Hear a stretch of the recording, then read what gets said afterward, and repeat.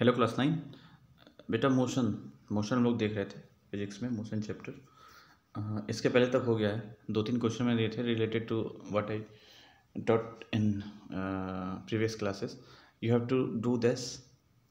आपने किया भी होगा। चलिए यहाँ से हमें देखना था ग्राफिकली कैसे हम रिप्रेजेंट करते हैं किसी मोशन को।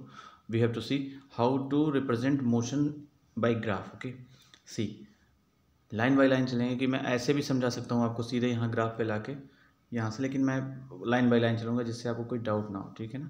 और कोई डाउट फिर भी होती है तो फिर you can ask directly. Okay, see graph provide a convenient method to present basic information about a variety of events. For example, in the telecast of a one-day cricket match, vertical bar graphs show the run rate of a team in each over.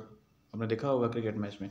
As you have studied in mathematics, a straight line graph helps in solving a linear equation having two variables. ठीक है ना? To describe the motion of an object, we can use line graphs.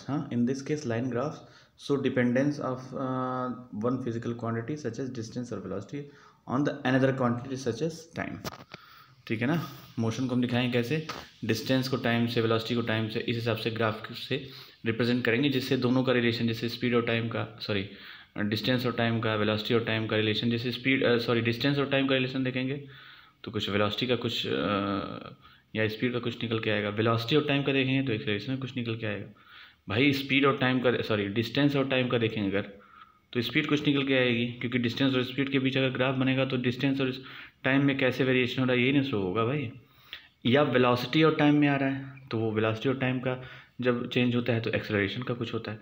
तो मतलब ऐसे अभी हम देखते हैं, आगे देखा जाएगा। मतलब कहने का मतलब है graphically we can understand more easily with respect to other, है ना? तो ग्राफ की वजह से थोड़ा सा हम जैसे ग्राफिकली हम ज़्यादा डाटा को एक साथ कलेक्ट करके कलेक्टिवली दिखा सकते हैं। फ़ायदा मेन ये है। ठीक है ना? अब देखिए पहला है डिस्टेंस टाइम ग्राफ। और यहीं से देखो डिस्टेंस और टाइम, यानी कुछ डिस्टेंस और डिस्टेंस अपॉन टाइम क्या होता है, स्पीड होती है। मतलब उस ग्राफ से कुछ स्पीड का ही कुछ ऐसा पता चलेगा। The change in the position of an object with time can be represented on the distance time graph. ठीक है ना? adopting a convenient scale of choice. ठीक है? in this graph time is taken along the x axis. ऐसे graph होता है, इसको x बोलते हैं, इसको y बोलते हैं। तो इस पे हम क्या लेंगे, टाइम x पे, and distance taken along the y, इस पे डिस्टेंस लेंगे। ठीक है? Distance time graph can be employed under various conditions where objects move with the uniform speed. देखो स्पीड वर्ड आया कि नहीं, यानी कि डिस्टेंस और टाइम का जो रिलेशन हम देखेंगे तो अब डिस्टेंस अगर डिस्टेंस बराबर टाइम में चलेगा तो यूनिफॉर्म स्पीड हो जाएगी। नॉन यूनिफॉर्म स्पीड, ठीक है ना, मतलब डिस्टेंस ज़्यादा कम होगा इक्वल टाइम में तो नॉन यूनिफॉर्म स्पीड होगी। रिमेन एट रेस्ट, मतलब कुछ मूवी नहीं करे, रेस्ट में हो। तो मतलब ग्राफ से हम सारी चीज़ें समझ सकते हैं कि क्यों यूनिफॉर्म स्पीड से है, नॉन यूनिफॉर्म स्पीड से है। ठीक है ना? डिस्टेंस और टाइम है तो स्पीड की ही बात होगी, यहाँ वेलोसिटी मत लेके आना। देखो इस पर डिस्टेंस है, इस पर टाइम है। देखो 0 से यहाँ इतना टाइम है, ये जो भी मिनट है, ये 0 पॉइंट है, उस पर ये 10 लगभग कवर किया हुआ है। अगले उतने ही समय में ये फिर 20 के करीब में पहुँच गया है। अगले उतने समय में ही मतलब 40। इस तरीके से समय बढ़ने के साथ डिस्टेंस क्या हो रहा है, बढ़ता है। Distance time graph an object moving with uniform speed. एकदम स्ट्रेट लाइन का मतलब होता है कि यूनिफॉर्म मोशन है। जैसे जैसे टाइम बढ़ रहा है उतनी लगभग मतलब उतने इक्वल इंटरवल ऑफ टाइम में इक्वल डिस्टेंस वो आगे भी ट्रेवल कर रहा है, मतलब यूनिफॉर्म स्पीड है। उस केस में स्ट्रेट लाइन ग्राफ में मिलेगा। ठीक है ना भाई?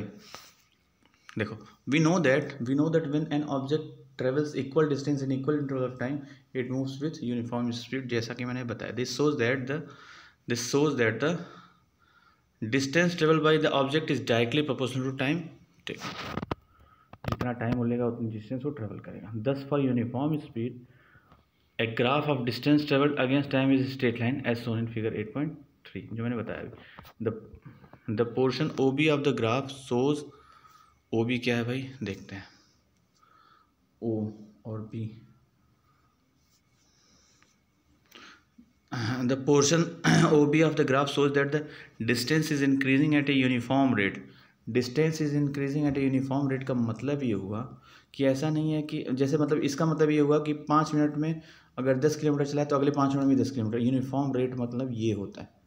ठीक है। Note that you can also use the term uniform velocity in place of uniform speed if you take the magnitude of the displacement equal to the distance travelled by the object. मतलब ये हुआ कि अगर distance और displacement लगभग बराबर होगा, एक ही डायरेक्शन में हो रहा है वाई एक्सिस पे, या किसी एक डायरेक्शन में होगा, तो मतलब डायरेक्शन फिक्स होगी ना, तब उस केस में हम वेलोसिटी ला सकते हैं वहाँ। बात समझ में आ गई। We can use the distance time graph to determine the speed of an object. कैसे? डिस्टेंस और टाइम है तो स्पीड इन तो निकलेगी।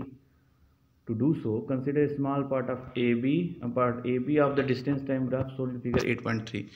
ए बी देखिए, यहाँ ए ले लिया, बी ले लिया, और ए से ऐसे डॉटेड लाइन से मिला दिया, बी से डॉटेड लाइन से ऐसे मिला दिया। इसके बगल में मैं बनाया हूँ थोड़ा सा, मतलब डॉटेड लाइन दोनों पे है, ए और बी पे है। एक स्मॉल हमने ले लिया, ठीक है ना। देखते हैं small part A B of the distance time graph shown in figure 8.3। Draw the line parallel to the X axis from point A and another line parallel to Y axis from point B. देखो एक line ये है x axis के parallel और एक line ये है Y axis के पैरेलल। वैसे ए से भी ये वाई एक्सिस के पैरेलल और ये एक्स एक्सिस के पैरेलल, तो मतलब दोनों जगह से लाइन खींच लेंगे, ठीक है। आगे क्या करना है, एक minute. These two lines meet each other at point C to form a triangle ABC। अब देखिए C कहाँ है इसमें, देखो ये दोनों लाइन है, एक ऐसे यहाँ से A से मिला के लाए यहाँ, और एक यहाँ लाए। तो अब ये आगे जब जाएगा और ये इधर की तरफ जाएगा तो C पॉइंट पे ये दोनों लाइन मिल रही हैं, ये और ये लाइन। बात समझ में आ रही है ना। ये लाइन एक्स और या वाई एक्सिस वाली लाइन, एक्स और एक्सिस वाली और वाई एक्सिस वाली इस सी पे कहीं मिल नहीं। बात समझ में आ रही ना। अब देखिए, these two lines meet each other at point C to form a triangle ABC। Now on the graph AC denotes the time interval।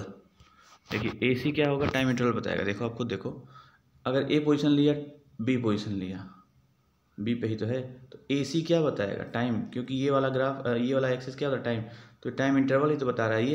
ये फाइनल वाला टाइम, ये माइनस इनिशियल वाला टाइम, ए वाला इनिशियल, बी वाला फाइनल, तो ए सी क्या बता रहा है, टाइम इंटरवल, ठीक है ना।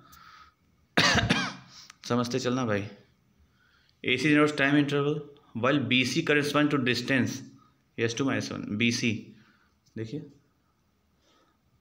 ए पे जब था वो तो ये दूरी चली हुई थी, जब तक वो बी पे पहुंच रहा है तो इतना और ऊपर चला गया, तो बी सी ही तो डिस्टेंस वो चला, यहाँ था पहले, अब यहाँ पहुंच गया, तो बी सी ही तो चला, तो वही बता रहा है S2-S1, ठीक है ना। ऐसे कर लो आप ना, ये सी पे T2 होगा, ए पे T1 होगा, मतलब टाइम 2 टाइम 1, और बी पे S2 होगा और सी पे S1 होगा, S2-, मतलब डिस्टेंस का डिफरेंस ये है। देखो ध्यान से, डिस्टेंस का डिफरेंस ये है क्योंकि डिस्टेंस इस एक्सिस पे, टाइम का डिस्टेंस, टाइम का डिफरेंस ये है क्योंकि इस पे टाइम, ठीक है। इसको S2-S1 और T2-T1 से रिप्रेजेंट, ठीक है, okay. We can see from the graph that as the object moves from the point A to B, A से B मूव कर रहा है, it covers a distance S2-S1 जो मैंने बताया, in the time T2-T1। the speed v of the object therefore can be, distance by time ही तो होता है स्पीड ना, डिस्टेंस उतने S2-S1 ट्रेवल किया, T2-। We can also plot the distance time graph for accelerated motion, ठीक है ना। Accelerated, ये यूनिफॉर्म मोशन था, एक्सेलरेटेड मोशन के लिए हम ड्रॉ कर सकते हैं। Table 8 point shows the distance travel by a car in a time interval of 2 second. देखो distance travel by a car at a regular time interval, 0 पे 0 था, 2 सेकेंड में 1 गया, अगले 2 में 3 गया, अगले 2 में 5 गया, अगले 2 में 9 7 गया, अगले 2 में 9 गया, अगले 2 में, ठीक है ना। तो ये है इसका ग्राफ, देखो ऐसे बनेगा, नॉन यूनिफॉर्म स्पीड है ना, क्योंकि स्पीड डिस्टेंस बढ़ती जा रही है। यहाँ देखिए टाइम इंटरवल तो इक्वल, लेकिन डिस्टेंस वेरी कर रही है इधर, ठीक है ना। तो ये ग्राफ कुछ इस तरीके का बनेगा। देखो डिस्टेंस टाइम ग्राफ वाले car moving with non uniform speed, okay. देखिए The distance time, sorry, the distance time graph for the motion of the car is shown in figure 8.4. Note that the shape of this graph is different from the earlier. हमने बताया अभी ना, for uniform motion. The nature of this graph shows non-linear variation of the distance traveled by the car with time. वही जो मैंने बताया था. Thus the graph shown in figure 8.4 represents motion with non-uniform speed. क्योंकि speed very कर रही है, ठीक है ना. अब इसी सेम तरीके से हम वेलोसिटी टाइम, अभी तक हमने क्या देखा था, डिस्टेंस टाइम. तो डिस्टेंस और टाइम का रेशियो क्या होता है, स्पीड. तो स्पीड यहाँ से निकल गया. अब velocity time, velocity by time क्या होता है, एक्सेलरेशन होता है. तो कुछ एक्सेलरेशन का कुछ निकल के इसमें आएगा. We will see in the next classes. फिर उसके बाद इक्वेशन ऑफ मोशन है, दो तीन क्लास और लगेगी. We will finish this chapter, okay. फिर सर्कुलर मोशन है, ठीक है. 2 से 3 क्लासेस इनफ. आज 5 तारीख है, सॉरी 4 है, 5 6 में 2 दिन में ख़त्म करने का प्रयास हम करेंगे. So you have to study, okay. ठीक है. फिर अगर कोई डाउट हो यहाँ तक तो पूछिए, नहीं तो फिर थैंक यू.